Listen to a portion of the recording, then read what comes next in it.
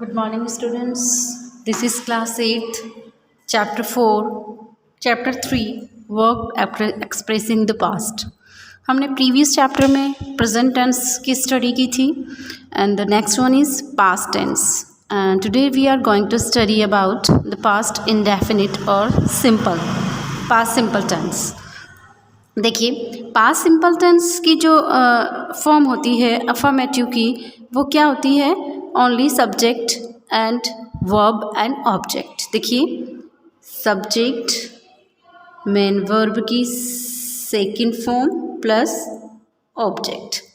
ठीक है, same as present simple की होती है सब्जेक्ट मेन वर्ब की फर्स्ट फॉर्म एंड ऑब्जेक्ट. ठीक है, जब हम इसका नेगेटिव बनाते हैं तो नेगेटिव बनाने के लिए हमें नोट की ज़रूरत पड़ती है और नॉट अकेला नहीं आता है, इसलिए हम इसमें डिड नॉट लगाते हैं. इसकी जो हेल्पिंग वर्ब होती है वो होती है डिड.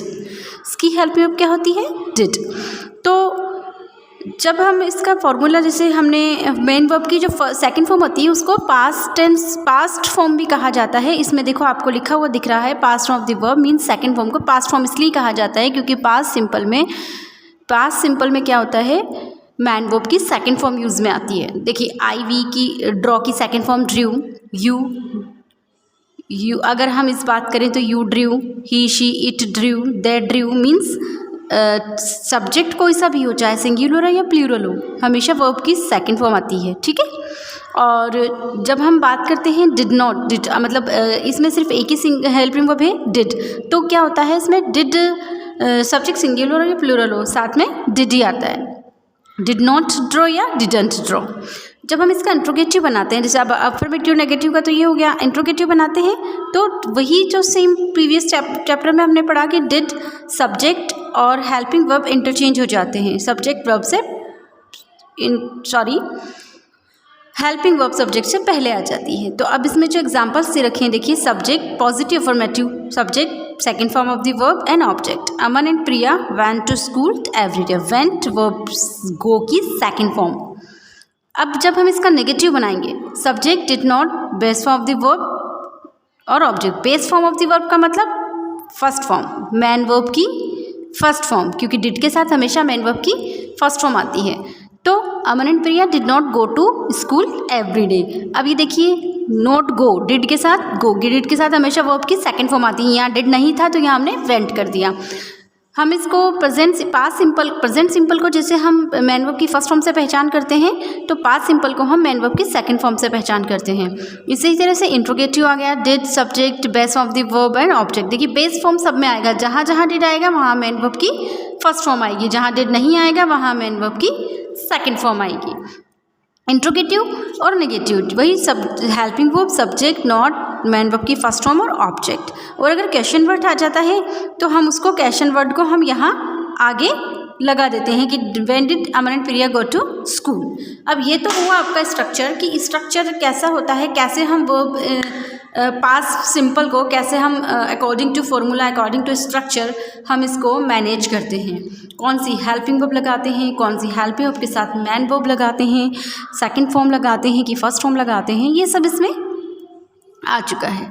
अब हम पढ़ते हैं इसके यूजेस कि इसके यूज़ क्या हैं. प्रेजेंट सिंपल पास्ट सिंपल के यूजेस क्या हैं. Simple past tense is used.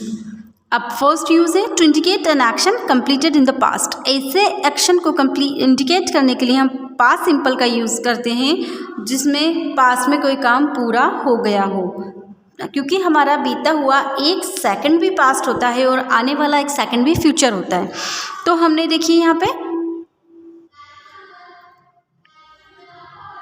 देखिए example, Heena tripped down the stairs and hurt herself. Trip down, गिर गई स्टेयर से. अब वो गिर गई थी, पास्ट गिरने का काम पूरा हो गया था तो हमने वर्ब की सेकंड फॉर्म लगा दी. The first dinosaurs appeared on the earth about 230 million years ago.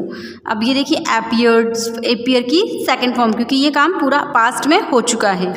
Second है आपका to indicate a habit or a regular action of the past. Words such as generally, usually, always, often, every, never, sometimes, etc. are sometimes used to express some past habit. देखिए हमारे जो है past में जो हमारी आदतें थी, जो हम काम करते थे पास्ट में, उसको या कोई रेगुलर एक्शन थे हमारे पास्ट में, उसको इंडिकेट करने के लिए हमें पास्ट टेंस का यूज़ करते हैं, पास्ट सिंपल का यूज़ करते हैं, वर्ब की सेकंड फॉर्म का यूज़ करते हैं, और इनके साथ में हम generally, usually, always, often, every और नेवर, समटाइम्स लगा देते हैं अकॉर्डिंग टू सिचुएशन। जैसे Zahid sometimes walked along the beach and listen to the sound of the waves. Sometimes कभी कभी वॉकड चलता था, घूमता था, बीच एंड लिसन सुनता था। सेकंड फॉर्म, लिसन की सेकंड फॉर्म और वॉक की सेकंड फॉर्म आ गई यहाँ पे। Did you often play badminton with Aman? Often play, क्या तुम हम अक्सर खेलते थे? खेलते थे। डिड के साथ वर्ब की सेकंड फॉर्म, यह क्वेश्चन था इसलिए डिड के साथ यहाँ वर्ब की सेकंड फॉर्म आ गई है। अगर इसका अफर्मेटिव बनाते हैं तो you often played badminton with Aman, फिर यहाँ पर प्लेड आ जाता क्योंकि यहाँ डिड नहीं आता। लेकिन जब ये अफर्मेटिव है, इंट्रोगेटिव है, इंट्रोगेटिव में क्वेश्चन के लिए हमें हेल्पिंग वर्ब लगाना ज़रूरी है, तो हेल्पिंग वर्ब के साथ में वर्ब की फर्स्ट फॉर्म आती है। Is that clear? यस। देखिए थर्ड एग्जाम्पल है टू नरेट अ स्टोरी। अब देखिए थर्ड यूज़ क्या है, किसी भी स्टोरी को नरेट करने के लिए हमें पास्ट सिंपल का यूज़ करना पड़ता है। जैसे the four friends lost their way in the dense jungle. Four friends ने अपना रास्ता खो दिया था। They lived in Aldwich on the outskirts of the village. Lived, live की सेकेंड फॉर्म, जैसे हम कहानी सुनाते हैं, once there was a farmer, was is am are की सेकेंड फॉर्म, ठीक है।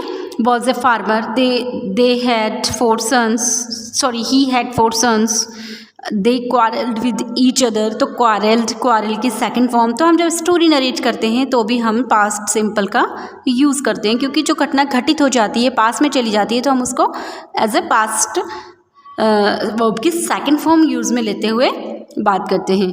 And the next one is to express an action that took place over a period of time in the past. देखिए ऐसे action को express करने के लिए past simple use में लिया जाता है जो कि एक पीरियड ऑफ टाइम में घटित हो चुका हो। पास्ट में period of time, present perfect continuous में आपको बताया था कि पीरियड ऑफ टाइम क्या होता है, मेजरमेंट ऑफ द टाइम के कोई एक नाप के बता दिया जाता है। जैसे यहाँ पे 2000 से 2011, 2011 से 2015 ये लिखा हुआ है। तो पीरियड ऑफ टाइम में पास्ट के किसी पीरियड ऑफ टाइम में कोई घटना घटित हो जाती है, उसको एक्सप्रेस करने के लिए हम पास्ट सिंपल का यूज़ करते हैं। जैसे I lived in California from 2009 to 2011। 2009 से 2011 तक मैं कैलिफोर्निया में रह चुकी हूँ। Deepa worked with pharmaceuticals company from 2011 to 2015। 2011 से 2015 तक दीपा काम कर चुकी है कंपनी में, ठीक है ना। कंपनी में काम किया था थे थी, हिंदी जो सेंटेंस होते हैं उसमें लास्ट में था थे थी आता है, किसमें, पास्ट सिंपल में। तो ये तो आपका पास्ट सिंपल टेंस हुआ कि पास्ट सिंपल में क्या होता है, हमें वर्ब की सेकंड फॉर्म लगानी होती है। चार यूज़ हैं इसके। फर्स्ट यूज़ क्या है आपका कि आपका पास्ट में जो कंप्लीट हो जाता है काम, उसमें यूज़ में आता है ये।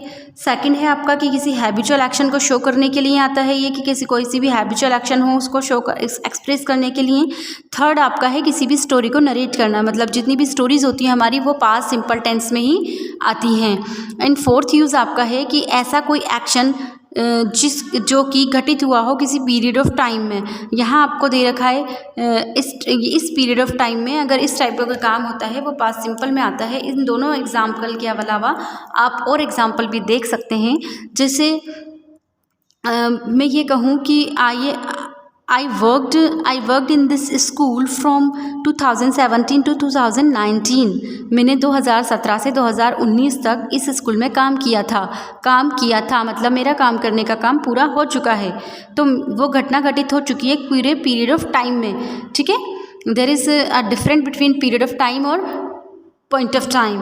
तो यहाँ फ्रॉम और टू से आप पीरियड ऑफ टाइम को शो कर सकते हैं। तो ये तो आपका क्या हो गया, पास्ट टेंस हो गया। हम नेक्स्ट वीडियो में हम पास्ट कंटिन्यूस टेंस की स्टडी करेंगे। Till then thank you so much.